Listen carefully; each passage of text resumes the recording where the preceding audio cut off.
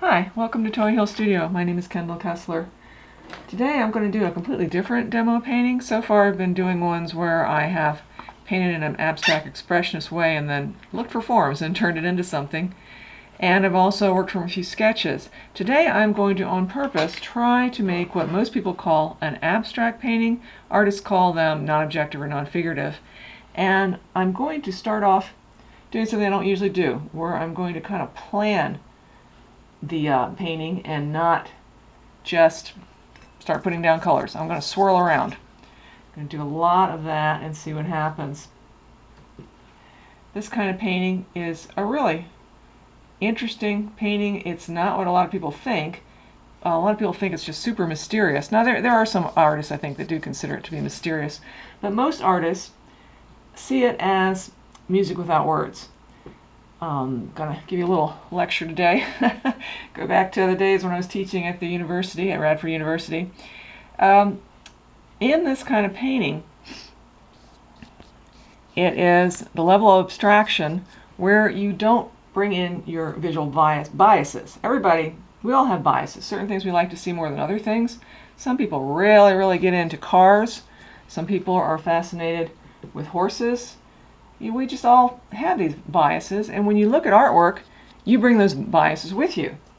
Now, when the artist doesn't have a recognizable shape, then you either have to like it because of the way it looks, or you don't have to. And there's certainly no reason, no law that says you have to. Not everybody appreciates this kind of art, but it's not meant to be seen as specifically something from nature other than colors and lines and textures and the things that all artists work with in any kind of painting.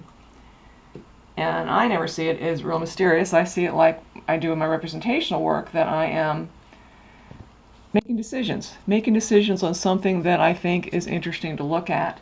And I select from nature scenes that have what I consider to be really good spacing, large and small contrast, interesting perspective, interesting depth of field. That's what I look for in nature. And sometimes I do change things. I think a lot of people have trouble with that concept. It's called artistic license. Well, we're not really specifically reproducing nature. I mean, maybe sometimes, it depends on the artist. But we are making a creation, something that is meant to be looked at for its own sake, for the way the artist put it together. Well, I think so far I am definitely being successful. I don't see a darn thing in this, and that's what I wanted. I wanted to just make a non-objective, or what people call abstract painting. I had a friend that wrote a book, an art appreciation book, because he was getting frustrated with the real long ones that are just so much information, and he decided to just call what we call non-objective or non-figurative abstract. He said, well, that's what everybody says. So, good point. I mean, how many people, when they see one, when there's no recognizable object, how many people say non-objective or non-figurative? They say abstract. So I think he was probably smart just to do that. But I know this may be rather hard to understand, and I know it's this way for me, and can't speak for all artists, but it's really all pretty much the same. It's all a matter of arrangement. And when I taught school, I figured the only way I'm going to be able to explain this is to have students make artwork. And it's not going to happen if they try a little bit of it, work 5 minutes and quit. It's going to happen over quite a long period of time. So the entire semester, I had them do exercises where they were making artwork.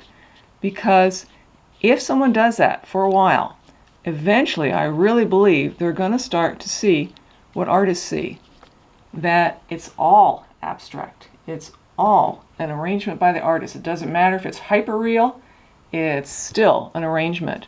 Estes photorealism, he's still just wonderful arrangements of space, excellent design. It's just, that's what artists do. That's what artists do. I don't have a lot of center of my mind paintings because, well, that's what I call these. It's because I really do like to work from nature. I prefer to have a lot of depth of field, and if I start doing that with this right now, I'll probably start seeing something in it. That's why I'm keeping it very frontal. And, as always, the final painting is going to be after I quit, but I might just be happy with this the way it is. I'm really starting to like the way some of the colors are bleeding together, even though I'm using it pretty thick this time. And a lot of the others, I really let it bleed. But this one, the bleeding is kind of happening just slightly. And because of that, the real strong colors are staying. They're not that melting into each other a whole lot, just a little bit. I am, as I've said before, I'm a real nut on red-green contrast, so when I see a lot of green, I want to put in some red. And yeah, I'm real glad I decided not to just start putting paint down and doing what I normally do in a painting, which is play off large and small objects, play off different kinds of lines, different kind of textures. I'm glad I just decided to just kind of swirl it around and see what happens. And I'm not seeing a thing. So I definitely think this is going to be one of my center of my mind paintings. And they're usually very spontaneous. I may go back into it. I may not. Once I get this covered, I think I'm going to quit. And like I said, as always, these are not available for sale because it's real cheap paper, real inexpensive paint. But you can get really gorgeous archival prints, wall art prints, and prints on just about anything on my website. If you ever want a really unusual gift, you can just get my stuff on yoga mats, you can get it on computer pads, you can get it on clothes, just anything, coffee cups. And of course you can't get this sort of stuff in stores. I only just sell them online. I'm starting to think it's looking pretty good. I've stopped swirling so much and now I'm reacting more and getting some more small areas because just like in all my paintings, I like to really play off large and small. Contrast is a large part of the success of a piece of artwork. In my opinion, you gotta really watch what you say about art because you will find that there's a lot of disagreement about art. I'm sure there are plenty of artists that think this is some real mysterious thing. I don't. I don't think I ever will. It's colors, it's shapes. I think it's something pleasing to look at, just the way I like to listen to a lot of music without words. In fact, even though I like music with words, I think opera is gorgeous. I've been to a lot of operas and I think it's fascinating. I really prefer without. I love to play the piano and I like music without words. I'm a big fan of Beethoven stuff. Chopin's my favorite. I just think his work is just incredible. All of his pieces are gorgeous. And Handel, and God, nothing like Bach. But we all like different things. Like I said at the beginning, some people are really into cars, some people horses. We all like different things. And we do bring that to us, bring that to artwork when we look at it. So we're all going to have a different opinion of artwork. There's a wonderful old saying, I don't know if I've mentioned it before, but I love it. It's kind of hard to get people to understand this when I say this. I think they think I'm being kind of weird. But if you go to a gallery, go through on roller skates. And what we mean is, you don't have to like it all, but because of your unique personality, some of it is just going to stick out to you. There's some of it that's going to really stand out, get your attention, then go back and look at those. I think a lot of people have the idea you're supposed to go through every bit of it and listen to people talk about it and all this stuff. It's something to look at. More than anything else, art is something to look at. And we want you to have a really good visual experience.